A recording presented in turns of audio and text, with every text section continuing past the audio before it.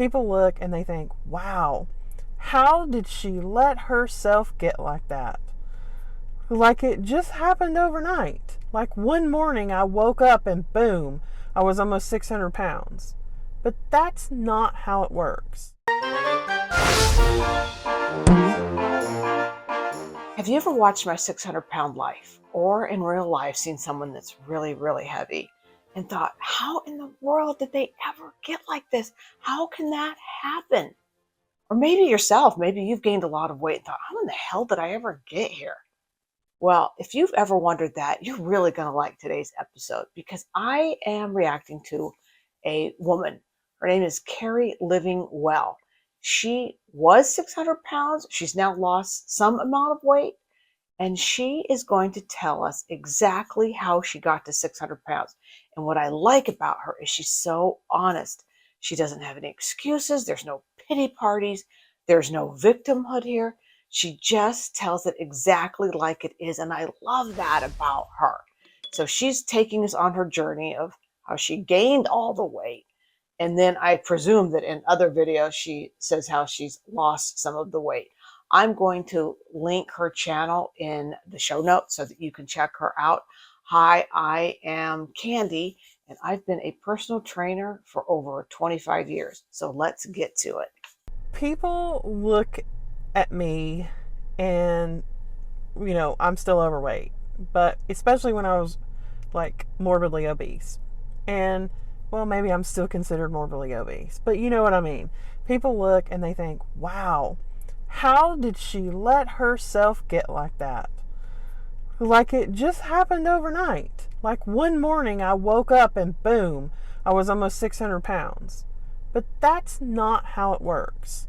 Nobody just wakes up overweight. There's a story behind it, 100 little decisions and habits and beliefs that pile up over the years. And today I'm going to share my story, how it really happened. Because if you've ever felt like you just woke up in a body you didn't recognize, you are not alone. Okay, for transparency's sake, I've never been 600 pounds. I've never even been to 200 pounds. But a couple of times in my life, I've been pretty overweight. The first time was after having my first son. I gained about 30 some odd pounds while I had him. And of course, after you have your baby, you only lose about 10. So I had to lose some weight then. And then another time, I gained pretty significant amount of weight in only a few months' time.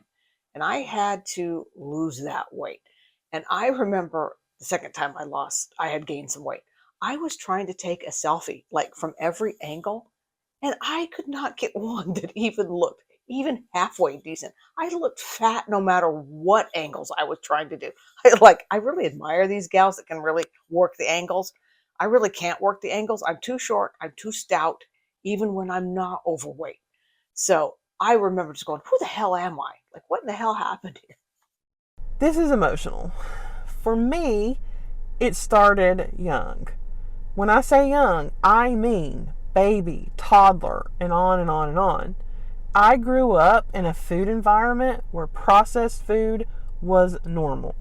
Home cooked, greasy, fatty, overly rich food, junk food, soda, ultra processed food. It wasn't special.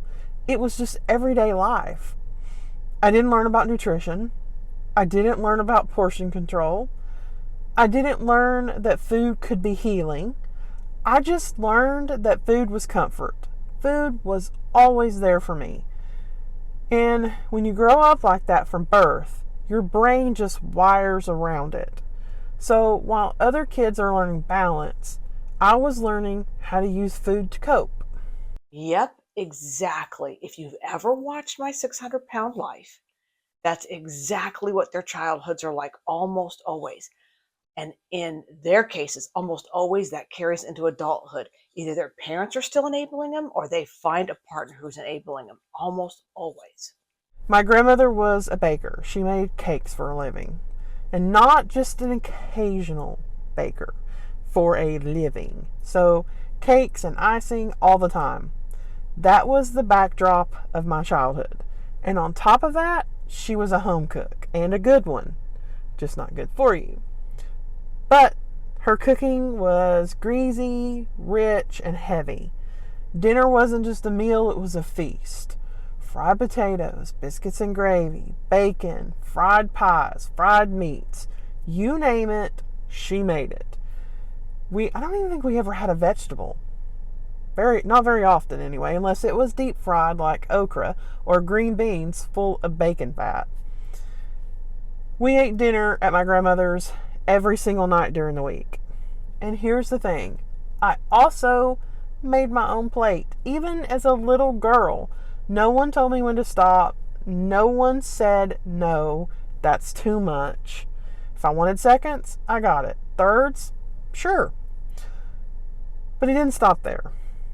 She had a whole room with an extra fridge, a separate freezer, and that fridge was stocked with every soft drink you could imagine. The freezer packed with ice cream, popsicles, frozen treats. It was like a convenience store in the house. The pantry, cookies, cakes, donuts, candy, Debbie's, anything I wanted, it was there. And guess what? The rules were very simple. There weren't any rules.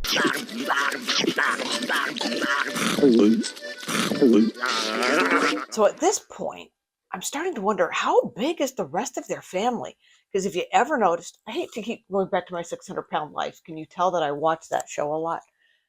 But have you ever noticed that usually the rest of their family is really obese too? The patient just happens to be the biggest one. So in Carrie's case, I bet you her grandmother was just huge too. I mean, you'd think she would just have to be huge. But at least I'm not hearing about any SA or any other things that happened to Carrie. It really just sounds like she had a really bad food environment when she was growing up.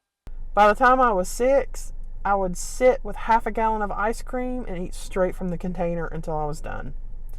Nobody stopped me. Looking back, it's easy to see how food became my normal. Food was always there. It was a comfort. It was abundance. It was how we lived. I believe the only reason I wasn't a 200-pound 6-year-old was because I was active as I was. I loved being outside, riding my bikes, playing with friends, kickball. And at 5, I fell in love with softball. And I played until I was in my teens. She's lucky enough that she grew up in a time where kids still played outside and that she got enough activity and exercise to help her out. Because can you imagine how bad it would have been for her? So yeah, I was super active. I didn't sit around watching TV or playing video games. I was always moving. That's what balanced it out. Plus being young probably helped too. But the foundation was already being laid. My relationship with food was shaped right there in my grandmother's house. And don't get me wrong, she loved me. But here's the thing. When you start life like that, it is not a choice. It's just your normal. Yeah, she's right. And that's why that grocery haul mom, have you seen that grocery haul mom? Cynical Dude has done her a couple times. That's why she makes the internet so angry, because of what she's doing to her children. She doesn't see it. It's just the way your life is lived. And by the time I was a teen, food wasn't just comfort. It was a full-blown addiction. I, of course, being a kid, had no clue that I had a food addiction. Didn't even know what it was. I thought it was just normal. I had just a few core group of friends as a teen. I was bullied, picked on, and hardly anyone wanted to be my friend because I was the fat girl. I was left out of stuff that the other teens were doing. I wasn't able to do the things that they did, at least not easily. I just felt like an outcast. All of these things made me turn to food even more. Oh, I can see how that would become just a vicious cycle of gaining weight, getting bullied, and then gaining more weight. I can just see how that can happen. I ate when I was sad. I ate when I was happy. I ate when I was bored. Food was always the answer. It became that food was the only thing I could always rely on. It was what made me feel happy, and it felt like the only thing I had in my life. And here's the trap that nobody hardly talks about. The more you use food to cope, the more you need food to cope. Your brain just craves it. Your body starts depending on it. So the weight just crept on more year after year after year. And every time I tried to diet, that addiction just got stronger. Because diets, they don't cure food addiction. They just put a Band-Aid fix on it very, very temporarily. This is true. You need a complete lifestyle change. Addiction doesn't happen in a vacuum. It happens in a whole lifestyle. I know for myself, I love to eat and I like to eat junk. I like to eat junk food and I'm a personal trainer. And so I have to make my lifestyle around not having the things in my house and avoiding those things which can trigger me into eating too much. So yeah, she's totally right. And as I got older, life got harder. More responsibilities, more stress, and the food was my only tool. Bad day at work, drive-through. Lonely, tub of ice cream. Celebrating, how about a pizza? Food was always there. So food became my everything. I got married really young, and you would think maybe that would stabilize things, but it didn't. If anything, it pushed me deeper into a spiral of addiction because we were both foodies, and not the farm to table whole food kind of foodies. I'm talking deep fried, sugar loaded, eat out every night foodies. We would go to Sam's Club and stock up on things to just fry. So chicken fingers, french fries, cheese sticks, all the frozen junk you can imagine. We'd buy giant tubs of cookie dough, candy by the box, ice cream by the gallons. At one point, we even dreamed about putting a soda machine in our basement, a movie theater popcorn machine, and a whole candy bar. Like literally turning our basement into a concession stand. That's how out of control my eating was. Have you ever noticed when you watch My 600-Pound Life that normally the patients either marry someone who's obese too and they eat together, although the patient is almost always, the biggest one, or they marry somebody super skinny who's just enabling. Like they love to see this person just eating themselves into their early grave. It's just such a weird phenomenon. So her husband sounds like he likes to eat too. I don't know how big he is. I don't know that she ever says. And when you live like that, the weight just adds up super fast. Until one day I looked in the mirror and didn't even recognize myself. And then comes the shame. Because it's not just the weight. It's the stories that you tell yourself about the weight. I'm lazy. I'm broken. I'm disgusting. And that shame makes you want to hide. Yes, I've been there. I totally get it. Even when I was just 20 pounds overweight, I can't imagine what that must feel like being 600 pounds where you're literally heavier than anyone else in the room, maybe on your whole town. You might be the biggest one in your whole town. That would be just amazing. Horrible amazing. And when you hide, guess what you do? You eat more. It's just a vicious, never-ending cycle. So, no, you don't just wake up overweight. You build it, one coping mechanism at a time. For me, the breaking point came when I could barely live my life anymore. I was well over 500 pounds. Walking across a room felt impossible. I couldn't drive. I had to use an electric wheelchair everywhere I went. I couldn't even take care of myself anymore. My husband had to step in and do so much for me. Even the simple stuff like putting on my own shoes and socks, I couldn't do. I had to sit to do everything. cooking, cleaning, folding laundry, even just moving around the house. Okay, like I said, I've never been to her point, but I remember one time, the last time I really had gained a lot of weight and I was trying to strip that weight. And I don't do a lot of running, but I do a lot of treadmill work. I do some jogging and maybe some light running. And I got on that treadmill and I felt like a rhinoceros clomping on the treadmill. I don't even know how to explain it. It was just such a yucky feeling. I hated it. Working outside the home was not an option anymore. And socially, no. I said no to almost everything because every invitation meant panic. Would I fit? Would the chair hold me? Would the anxiety of all the what ifs overwhelm me so much that I'd just want to leave? Most of the time, it was easier to just say no. I refused to be in pictures. I avoided the videos. Fun activities were totally off the table. I had to check weight limits for everything I wanted to do. Yeah, that's pretty damn sad. And that's when it hit me. If I don't change something, this is it. This is my life. And honestly, I probably wasn't even going to make it that much longer. And that realization was terrifying. I have children and a husband. I want to grow old with him. I want to see my grandchildren. So, how did I turn it around? Not by another diet. Not by another quick fix.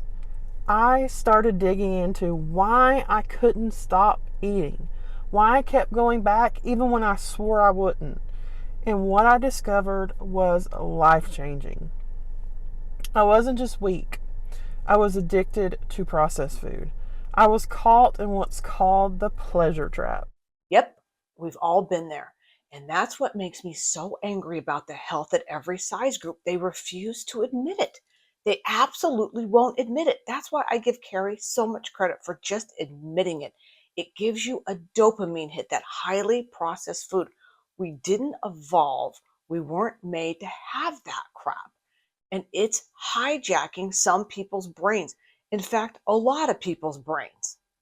And it finally made sense. When you eat salt, sugar, and oil, and don't get me wrong, these are chemicals, not real food, your brain gets hijacked. Well, she's a little wrong here. Salt, sugar, and fat, they are real foods. We need salt and we need fat to survive. We don't really need sugar, but you have to have those or you will die without them. But there's a difference, right? It's how they're processed together. Take almonds. You can get almonds that are salted, and they are basically salt and fat with a tiny amount of protein in them. They're not really a very good source of protein, but they have healthy fats and some salt. And they would be, in moderation, a healthy snack. You can also take salt and fat and make potato chips out of them, and that's highly processed garbage that's addictive. That's the difference. Everything is chemicals. I kind of don't like it when people say that, oh, it's just chemicals. Well, everything's chemicals. Even the healthiest food is made out of chemicals. And you can certainly have salt and sugar and fat in moderation, but it just depends on what kind of food it's in. You stay stuck in this cycle of cravings, addiction, and overeating. That knowledge flipped a switch for me. I realized if I wanted to break free, I had to educate myself on how to actually eat. I had to strip away the chemicals and go back to whole natural foods. Foods that are high in nutrients. Foods that will end cravings. Foods that satisfy without addicting me. And it wasn't just about the food either. I had to change my relationship with myself. Food couldn't be my whole life anymore. I had to start finding joy in other things. I had to put myself first. I had to build habits and routines. I had to create structure, a framework to help me thrive.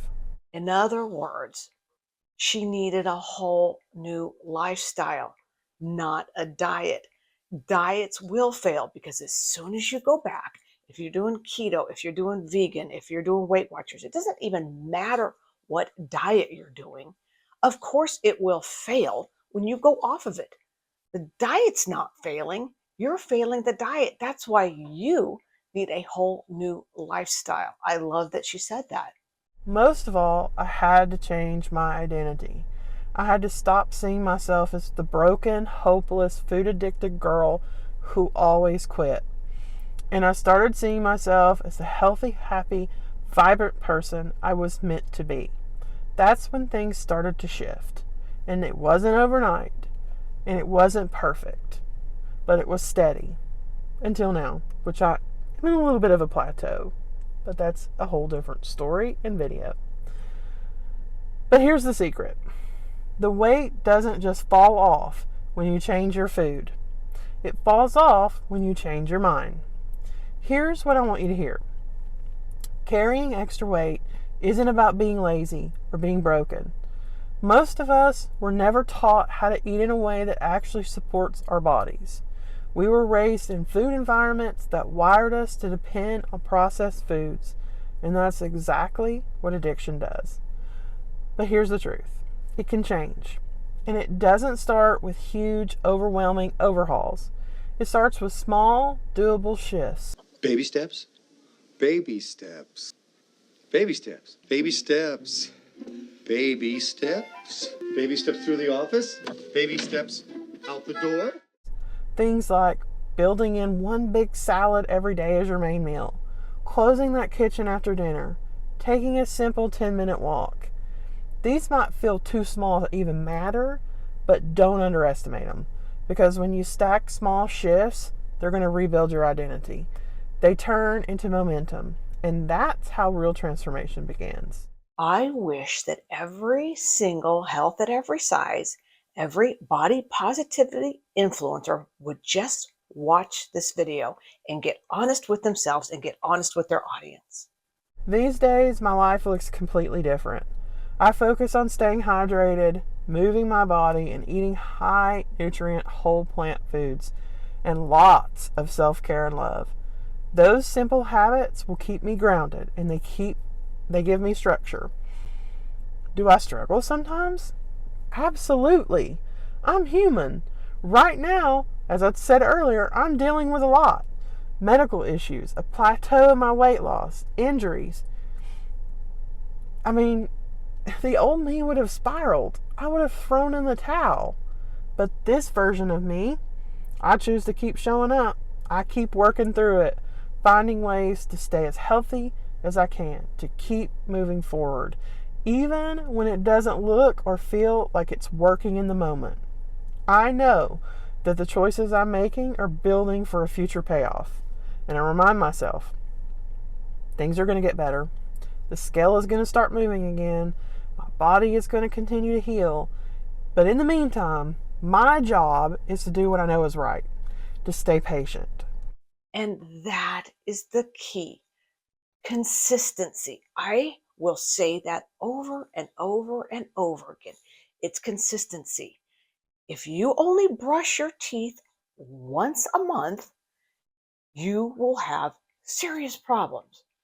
If you only work out once a month, you're never going to get strong. If you only eat healthy once a month, you're never going to get healthy or lose weight. It's consistency. It's day after day. Sometimes there's been times where I've had to cut my calories back. And sometimes it's hour by hour, let alone day by day. Sometimes it's minute by minute. It has to be consistent. I'm so happy. I'm 61 years old. I started lifting weights seriously. I became a personal trainer when I was in my early 30s. And I have been consistent. I do not miss. I have scheduled rest breaks. I can't tell you, younger people, how happy you will be if you just start being consistent now. The dividends will pay off like you can't even believe. Here's the biggest difference. I don't believe I'm broken anymore. I know I'm healing. And that belief drives every single choice that I make.